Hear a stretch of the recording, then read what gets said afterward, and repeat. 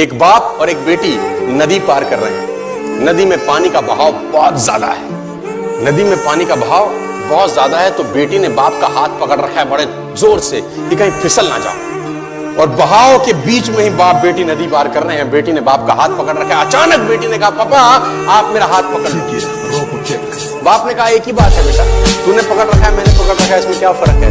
बेटी का जवाब सुनिएगा, दिल मतलब गार्डन हो जाएगा। बेटी ने बोला, नहीं फर्क है पापा, मैंने आपका हाथ पकड़ रखा है, बहाव तेज हुआ तो छूट सकता है, आप मेरा हाथ पकड़ लोगे तो बहाव कितना ही तेज हो आप कभी छोड़ने वाले हैं।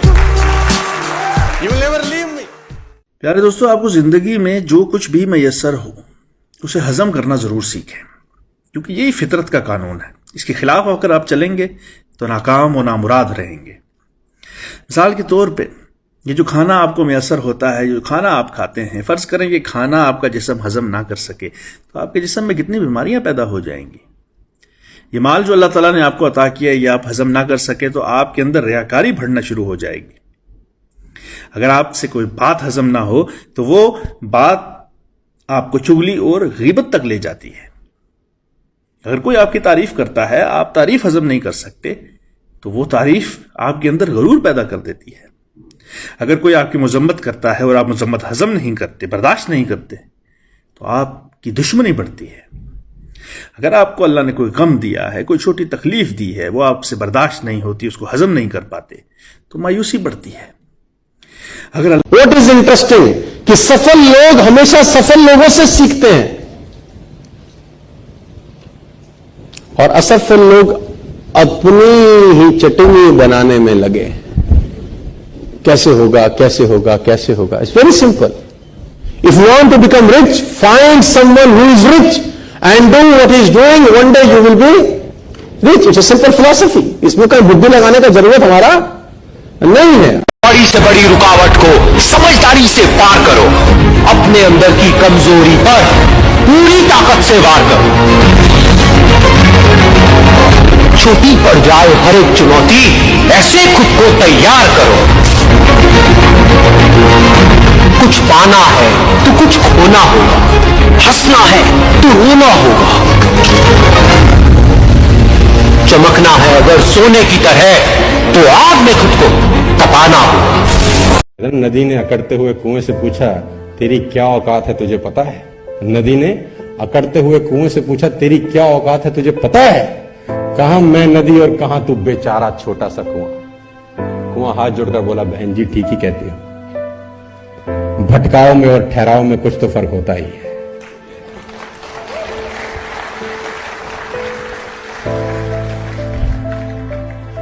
भटकाव में और ठहराव में कुछ तो फर्क होता ही है। फर्क इतना ही है, तू प्यासे के पास जाती है और प्यासा मेरे पास आता है।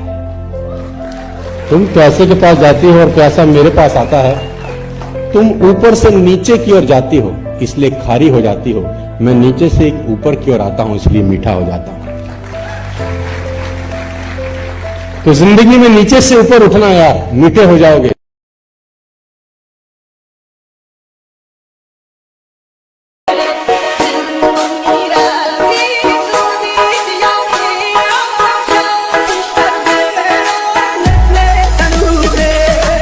रिच लोगों का फिलॉसफी बड़ा सिंपल होता है कि उनका दिमाग पाइपलाइन बिल्डिंग करने में ज्यादा होता है बनस्पत की ये डिसाइड करने में कि आज मैं पैसे कैसे कमा लूं। ये लोग हमेशा ये सोचते हैं कि मैं जो काम शुरू किया हूं, ये जो मैं आज नया बिजनेस स्टार्ट किया हूं, ये मुझे 3 साल के बाद, 4 साल के बाद, 5 साल के बाद, 10 साल के बाद या 20 साल के बाद पैसा देगा या नहीं देगा। रिच लोगों की सिंपल फिलॉसफी है my dear friends, they don't believe in hard work, they believe in smart work. ये लोग स्मार्ट वर्क में बिलीव करते हैं। कमाई कभी भी आपकी पर्सनैलिटी से ज्यादा छलांग नहीं लगाती। वाह वाह वाह, क्या जबरदस्त बात है। आपकी कमाई कभी आपकी पर्सनैलिटी से ज्यादा कूदती नहीं है। आप लोग मिलता हूं मैं, सर पैसे कमाते हैं, तो मैं बोलता हूं पैसे क्यों कमाते हैं, सर किस्मत बड़ी खराब है, मेहनत तो बड़ी करता हूं कमाता कम हूं, तो मैं बोलता हूं गलत है। आदमी अपनी औकात के बराबर ही पैसे कमाता है sir. Income will not far exceed personal development. कभी कभी आपकी कमाई आपकी औकात से ज्यादा चली जाती है, लेकिन अगर आप खुद पे काम नहीं करते तो वो लौट के वापस आ जाते। इसको मैंने कितना भी रगड़ा, कितना भी दबाया, कितना ही कूदा, ये फिर भी $100 है। लोग तुमको कितना रगड़े, कितना दबाओ, फिर भी तुम तो तुम ही होना यार। इसकी वैल्यू कम नहीं हो रही। जब इसका वैल्यू कम नहीं हो रहा, साला तुम्हारा वैल्यू किसी का बाप कम नहीं कर सकता। कभी भी जिंदगी में कभी कंपेयर मत करना अपने आप को किसी के साथ। 90% लोग इसी दुविधा में जिंदगी में मर जाते हैं, अपने आप को कंपेयर करके। कभी मत करना यार। दुनिया में कामयाब होना या पैसा कमाना मसला नहीं है, उसके बारे में सोचना और उस लेवल तक सोचना सबसे बड़ा मुश्किल काम यही है। जब आप सोच लेते हैं तो आप कर जाते हैं। Money making is very simple process my dear friends, but it is not easy. आसान होता तो सब ना कर लेते।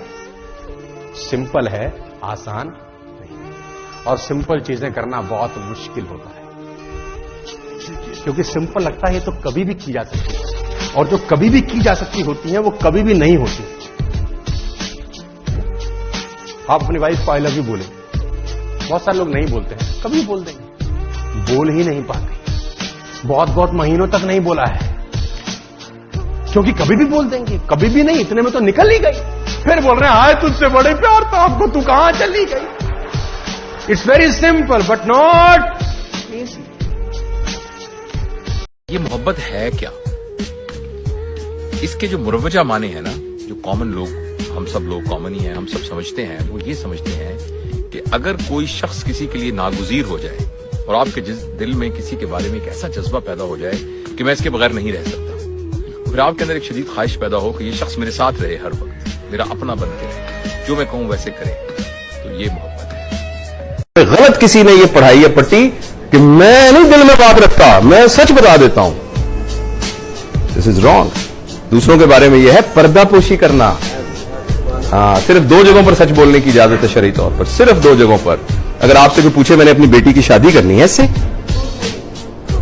सच बोलने की, दूसरों के बारे में सच बोलने की पब्लिकली इजाजत यह है कि मैंने अपनी बेटी की शादी करनी है इनके साथ, तो या बेटे की शादी करनी है, तो मैं आपकी राय पूछ रहा हूं कि यह शख्स कैसा है, तो उसको सच बताना चाहिए। दूसरा, मैंने उसके साथ बिजनेस करना है, बस। तीसरी बातों में कोई जरूरत नहीं है ये बताने की कि फलां साहब को हम जानते हैं अच्छी तरीके से। दिस इज, ये नबवी हुक्म के खिलाफ है।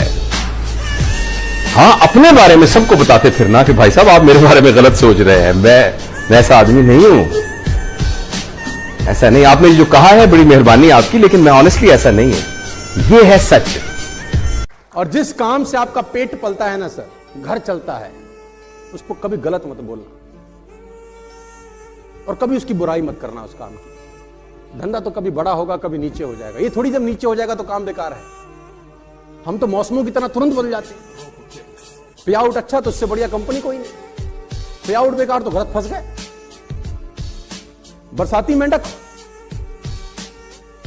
तो मैं आपसे सिर्फ इतना बताना चाहता हूं सर, जिससे पेट चलता हो, आपके रसोई चलता हो, उस काम के लिए, और हमेशा ये बोलना कि काम अच्छा है, बरकत होती रहेगी सर। जिस दिन आपने बोला ना ये काम कुछ नहीं कर रहा, आपकी रसोई खाली होती चालू हो जाएगी। ये जो ऊपर आपको तस्वीर नजर आ रही है, ये हमें वाज़िया तौर पर सबक दे रही है कि कभी कभी अपनी कीमत बढ़ाने के लिए हमें जलना पड़ता है। झुग्गी झोंपड़ी के बच्चों को कभी निमोनिया नहीं होता है। झुग्गी झोंपड़ी के बच्चे को फीवर नहीं होता। नंगा घूम रहा है जनवरी की सर्दी के अंदर, है ना? लेकिन हमारा आपका बच्चा कंबल में बीमार हो जाता है। मेरी बात को अदरवाइज मत लीजिए, with all the respect and regard मैं ये बात बोल रहा हूं, क्योंकि हमारी जिंदगी ना हमने बच्चों को कंफर्टेबल बनाया। भाई मेरा लाल सा बच्चा, भाई मेरा बेटा, इसको हवा ना लगे, और वो देखो नंगे घूम रहे हैं, with all the respect and regard. और ऐसा घूम घूम के उनका इम्यून सिस्टम इतना शानदार हो जाता है, कोई हवा उनका कुछ नहीं बिगाड़ पाती। कभी ऐसे आदमी के साथ मत दौड़िएगा जो धीरे चल रहा हो। मैं आपको बताना चाहूंगा सर, हमेशा टफ ग्रुप में रहिए। हमेशा जो आपका ग्रुप होना वो टफ। मैं कराची में एक साहब के घर गया, उनका बेटा बहुत अच्छे से उनकी खिदमत कर रहा था। मैंने बेटे की तारीफ की तो वो साहब हंस पड़े। मैंने वजह पूछी तो कहने लगे मेरे 5 बेटे हैं, जिसमें से 4 लायक और 1 ये नालायक।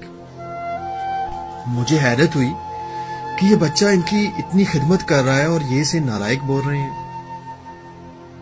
तो कहने लगे जो लायक थे वो सारे के सारे मुल्क से बाहर बैठे हैं और 1 ये नालायक जो दिन रात मेरी खिदमत करता है। मैं इसे जब देखता हूं ना तो दिल ही दिल में कहता हूं बच्चे नालायक ही अच्छे।